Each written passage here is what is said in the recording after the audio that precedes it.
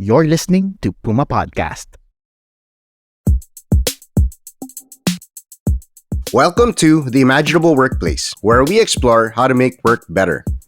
I'm Carl Javier, CEO of PumaPodcast, an award-winning podcast production company that aims to spread the joy, power, and value there is in listening. And I'm Jackie Cañiza, founder and managing partner of Haraya Coaching. Rooted in wholeness, Haraya supports individuals and teams by creating brave and safe spaces for transformation. If you've been listening to The Imaginable Workplace before, you know that we have a focus on storytelling. But in this episode, we're starting something different. It's going to be Jackie and I having conversations about topics that we want to explore that may not necessarily fit that mode. And this is going to allow us to make a few more episodes than we would normally be able to. And I think it'll be fun for Jackie and I to sit down and just have conversations. So here, in this episode, we're talking about trust falls, or why people think that they're a good idea. So I'll start there. Jackie, why do people do trust falls? I have seen them. I've refused to participate in them. But that's just me. Because I see it, I'm like, no. I don't want to be touched. Ganun. But where does that whole thing come from? Yeah, maybe for people who don't know what a trust fall is, let me try and describe this as best as I can. So a trust fall is an activity that they would do in a team building workshop or session where one person is standing straight and falling backwards and someone else is catching them. There's also a version where you stand on an elevated platform and you're falling backwards and there's a group of people that catch you. So it is, Yeah, I would never. No. yeah, it's The scary. the only time I would do that is if I were stage diving. Ganun, dun lang. Well, that's probably scarier because stage diving, I imagine, could be a lot more painful if nobody catches you. I guess that's a good example, right? If someone was doing a stage dive, there is an element of, I know these people are going to catch me because we are a tribe, we're our people, right? And I think that's what a trust fall was intended for. Technically, if you think about the whole experience, it is very visceral. It's very much something that you feel physically, emotionally. There's so many elements that are at play when you do a trust fall. And I think that's why it works, and that's why a lot of people enjoyed it and do it, right? Why is trust fall a thing for teams in the first place? I guess that might be the question, right? When we think about teams and how people work together, trust does come up as a key element when you have miscommunication or when you have teams that don't seem to be cohesive or gelling well together. Trust is one of the things that will come up as, oh, we need to build that more. And so this was a way for companies and teams to get to that place. I think the problem comes when it ends there, right? You do the trust fall and then, okay na, we're good na. Okay, we trust each other na. Okay, and then you go back to the workplace and your day-to-day happens, life happens, and you realize, what happened to that thing that we did? And why don't we still trust each other in the workplace, right? There's no follow-through. I think that's one of the biggest problems.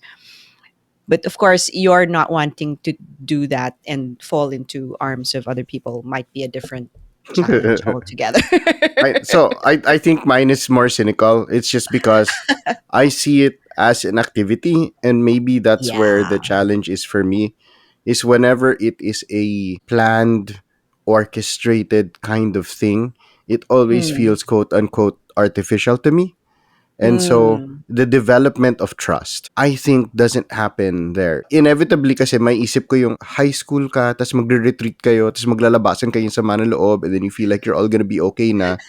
And then when you get back to it, it's not there. So I can see the trust fall as a strong, the poetic term is the objective correlative, 'di ba? Parang you're taking the concept of trust, which is very abstract, and then you're making Mm. it very concrete by literally like closing your eyes and then falling and then trusting that people will catch you, right? But sure, But then that happens during a company outing or during a retreat where the real things aren't happening. And I think maybe Yeah. that's where my doubt comes from. Is Mm. when we say, oh, magti-team building tayo, you go out and it's like a day or it's an overnight or something, and then everyone feels so chummy chummy and you've isolated yourselves from the office. And Yeah. what maybe I am thinking about is, if we really want to build trust, it actually has to happen within the stresses of the office. Absolutely. Para rin siyang kapag nag-vacation ka and then you meet someone and then feeling mo na, ooh, this is like the best thing. But it's like it's only because you have isolated yourself from your day to day, and you're not actually quote unquote your real selves. I'm going on a weird long rant, but right, di ba? When you go on a retreat and then you do a bunch of team building activities, and this is like one of the prime ones, tas mag-iyakan Mm. kayo, I really trust you guys, ganon. Then pagbalik niyo sa opisina, magkakaipitan, may mahirap na project, ganon. Mm. Will the trust fall be more powerful than the natural impulses? Or have we built those kinds of things? And I guess that's where the tension is for me. Siyempre, Yeah. nagpapaka-cool lang ako pretending na ayoko makawakan ng mga tao. But that's really it. Is this viewing trust falls, but also knowing that we have to factor in for human nature. Yeah, totally warranted, right? Your apprehension. And I can imagine other people having the same apprehension. I'm very wary of invasion of personal space.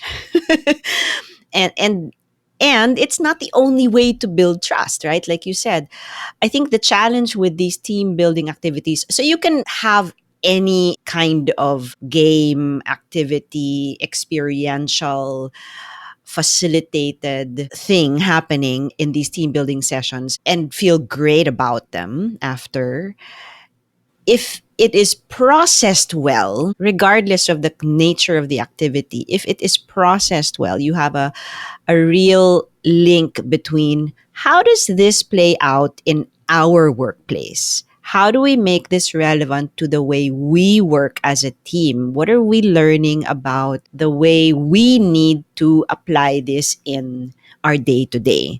I think that's where the challenge really comes, right? A great team building for me is one that can do that. It can make that link between that fun thing and our day-to-day stuff that happen on the ground, and treating it as a one-off. I think that's where the problem starts to occur.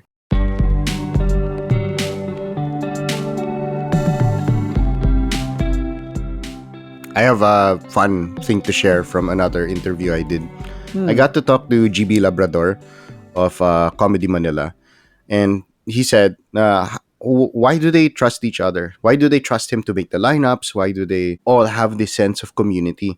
And he said, kasi para kaming nasa giyera. They would make plans and then they would go on stage, and then it felt like a moment where they all had to band together to win over an audience, and they would have to keep doing it over and over, and it's difficult.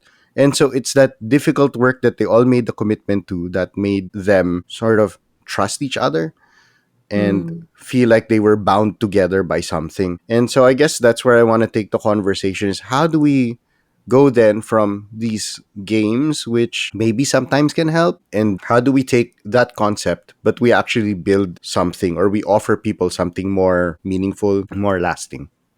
Yeah, for sure. I think the lasting, sustainable effect is what we're really after, right? And that's how you know when something is done well. Um, we don't rely on just these one-off events. When we work with teams like Puma, we make sure that there is a follow through, that there is such a thing as team coaching and group coaching, and you have maybe a beginning and kickoff where a workshop is facilitated with these meaningful activities. But the follow through is, to me, even more important. So we would work with teams to ask them, what practices are you putting in place? How are you giving each other feedback when you go back? How are you adhering to the agreements you had on roles and these different things that you make real? It's a day-to-day thing. It really is. There is something about what you shared that I really appreciate. Sometimes it's a really difficult moment that the team has to go through together that can build really good trust that's long term. When you have a problem that you're solving together as a team, when it gets to a point where you're fighting and you go through that and you get through that, that can be much, much more powerful than a weekend away. Pero medyo chicken and the egg yun. Like the right, the thought that it is a challenging moment that will Mm, galvanize us. mm, But also in that moment, I need to know that I can trust the people who are around me, absolutely. right? And so I Absolutely. guess the Yeah. question becomes, when do we need to start, quote unquote, building trust? Like, why do we wind up working with people that we don't trust? Ano ba is it just because you just wind up in a company? Say, yeah, I don't know what it is. I chalk it up to human nature.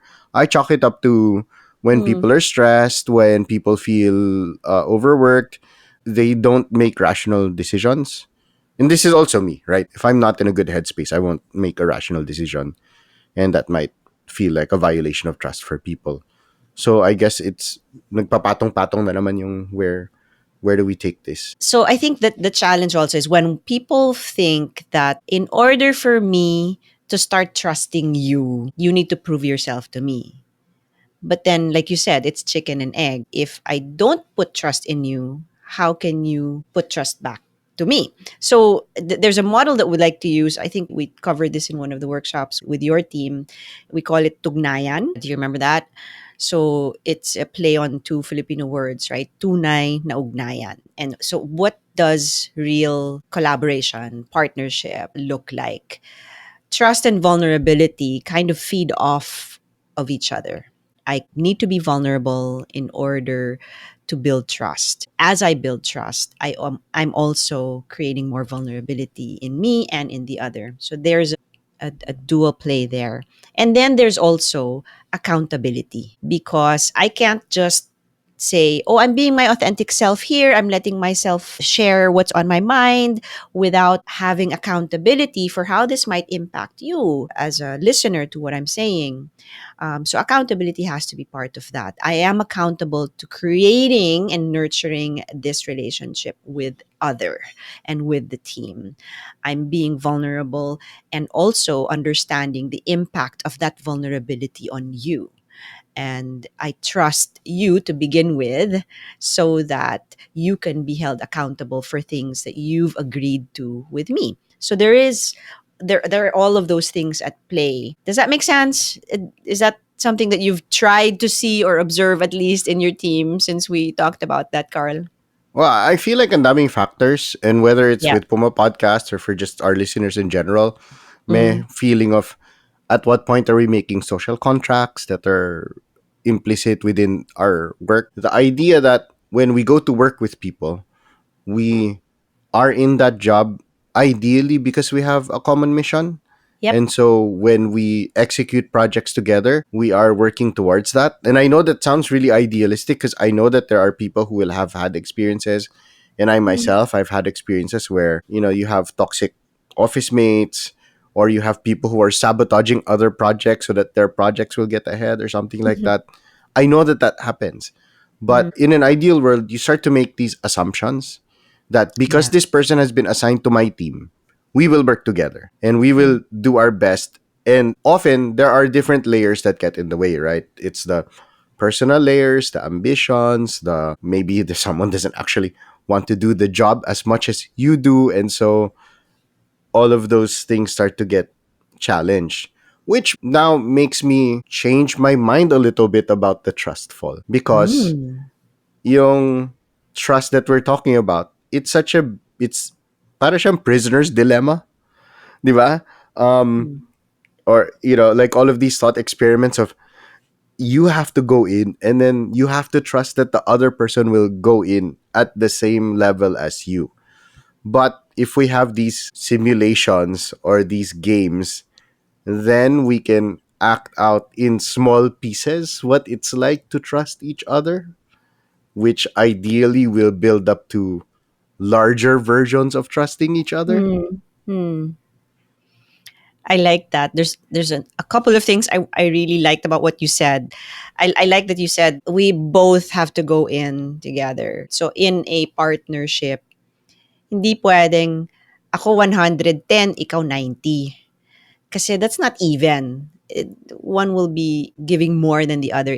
Kailangan we're meeting each other where we are.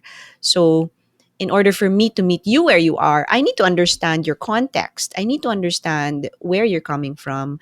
I need to understand that you may not have the same experiences, background as me, and therefore have a different perspective to bring. So, just that awareness, I think, can be very, very powerful. I also like that you're now beginning to see that maybe a trust fall could be a good thing, right? In these simulated activities, you also get to observe your own responses and reactions in the moment. So, if, for example, I'm about to do a trust fall and I find myself looking back, what does that say about how much I trust this person behind me? Or if I'm like super like into the process and the other person's like, wait, I'm not ready for you. What does that also say about maybe how this person needs space and time before they're ready for something bigger? So it does kind of bring about some of that behavior that might come out naturally in the workplace. And processing is going to be critical there to let people become aware of, oh, I didn't realize that I had a challenge pala with that.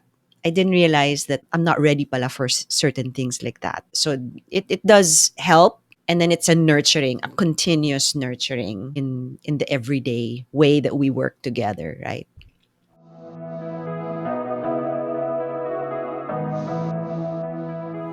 Brings me to two thoughts. One is how you practice is how you play.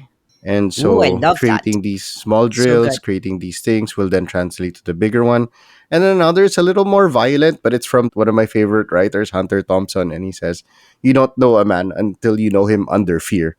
So, Ooh, yung, uh, the so it's good. it's easy to be a good office mate when everything's fine. It's easy when there's no big projects. It's easy when there's no challenges. But once there is a stressor, once there's something there, one of the terms we use a lot is there's a fire, diba? There's a fire that we need to put out. And seeing how someone responds when there's a fire to put out, when it's mission critical. And I think it's actually good to simulate that. That's why Mhm. I like to play board games with people. That's why I like to see how people perform under various kinds of stress. And hindi naman sa like I go creep up on people and like you know do weird things in the office so that I can see how they will be. But Mm. I like to see what someone does with not enough time. Uh, I Mm. like I like the idea of the stress test. It's the Star Trek thing that I have sort of a book based on the Kobayashi Maru. This idea na it's a test. So Star Trek nerdery, but in Star Trek lore, there's a test that you take before becoming an officer called the Kobayashi Maru. And it's like this setup where no matter how good you are, you're going to fail. And what it's testing you for is your ability to deal with that failure. Um, Mm. like how you respond to it and all that. So there's various versions, but maybe that's it, is to see how people perform under stress. And maybe the reason why it's good to conduct these kinds of activities is that it's a stressor in a controlled environment so that they Yeah. can understand how they can improve when it's game time. Yeah. A stressor in a safe environment too. I think that's also a critical factor there, right? I feel safe enough to maybe even experiment, try some new things that I normally wouldn't be comfortable trying, saying things I normally wouldn't be comfortable saying. Yeah. Yeah. I like Okay. that. I'm learning a little bit more about Star Trek too.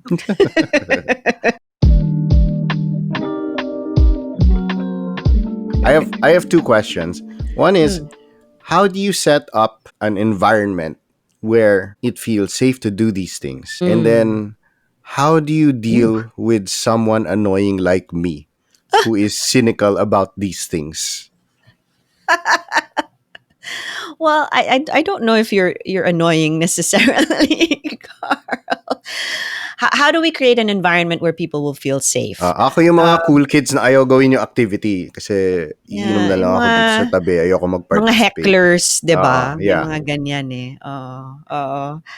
Um, well, maybe I'll pass the question back to you, Carl. I mean, what would make you feel comfortable in that kind of a space, and what would make you feel like, yeah, okay, I'm game. I can participate here. I think it goes back to that original sense na, Hmm. are we doing this because required ng kumpanya na mag-team building tayo every 6 months? And Hmm. and so that's me weirdly trying to read the meta of this na, oh, baka I need to perform really well para maganda ito sa ano ko. But like Hmm. that, I'm showing the most cynical version of approaching these activities. Yeah. And I feel it's fair because there are companies that also perform these things quite cynically. Like they're doing team building kasi kasama sa deliverables ng HR, and so kailangan nyo gawin to. And then may we may delete this, but may time kasi na napilitan kami I won't name the company or whatever, but like we were made to participate in wall-to-wall activities. Pagdating namin dun sa lugar, from like 9 a.m. hanggang 9 to 10 p.m. may activities for team building kasi Whoa. kailangan solid kayo, so you have to do all of it. And then pag umaalma na yung mga tao, ano, hindi ba kayo naniniwala dito sa ginagawa natin? And it's just this imposed kind of that. So all of this is my Hmm. trauma, no? This is why I have doubts about this pala. Okay.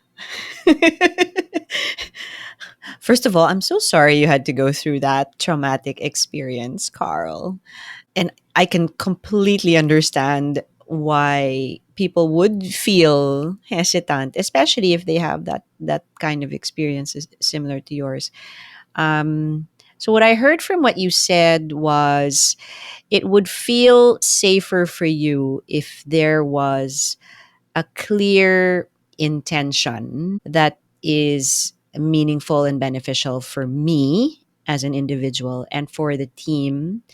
That's one. I also heard that it would feel safer for you if it wasn't imposed on you. And maybe if you had a better buy in of why you're there and how it would be valuable for you. So that's what I heard you say. And I guess I absolutely agree, right? Because if I don't go into these things knowing that it will be meaningful and have a good outcome, then it's already doomed to fail from the get go, right? Yeah, I think what I'm gathering there is the intentionality, and Mm. then coupling it with the earlier conversation of follow through. Yep. We're intentional about what we're doing here. Again, maybe part of my whole cynicism thing din is when I join a team, I'm 100% on a mission. Whatever this company, team, blah, blah, blah exists for, you don't need to convince me that I need to do well for that mission. I'm Mm. just going to like put my head down and pursue that mission 100%. I never feel like I need someone else to motivate me because I'm 100% Yeah. motivated. But I can see how, burnout or challenging situations, things can waver. So maybe as we kind of close out this episode, ask, what does follow through look like? Let's say that we actually have a really good team building, may activities that may or may not include the trust fall, and may or may not include some kind of inuman sa bonfire, whatever, and everyone feels really, really good about themselves. What's an activity 1 month later and then 2 months later that would reinforce these things? So I'm not sure if it's an activity as much as it is a, a practice that we can embed into our ways of doing things already. So, are there already meetings that are scheduled for this team? And how do we, in those meetings, you know, put in one thing that's not difficult to do that continues to build the trust? A very simple thing could be a checking in with each other, or if we agreed on some roles, and it's just about carrying out those roles every day, and asking each other, hey, how are you doing with that thing that you committed to do, right? I think that's the challenge with these things. It's seeing them as activities and events. We have to see this as a process. Building a team is not a one-off thing. So hindi siya one trust fall, it's multiple trust Maybe falls it's throughout several. the year. But I appreciate that. It's the intentionality, it's the follow through, and it's making it a part of your everyday, like making it integral. Now, maybe you Mm. introduce feelings of trust or feelings of warmth or whatever during a specific time period, but you need to make sure that that fire is kept alive throughout. I'm Carl Javier. And I'm Jackie Cañiza. Thank you for listening to The Imaginable Workplace.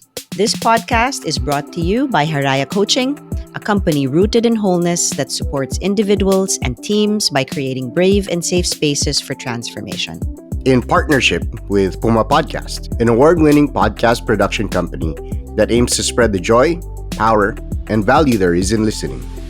This episode was produced and written by Macy Hoven and Jen Horn, and edited by Joe Salcedo. If you appreciated this podcast, then we're sure you know someone else who'd also want to improve their workplace. So please share this with a colleague or friend, and follow the show on your podcast app for more stories, data, and insights on creating your imaginable workplace. Would you like us to show up at your workplace? We want to hang out with our listeners and have these conversations with you in person. Just drop us a note at Haraya Coaching on Instagram, LinkedIn, or Facebook to see us soon.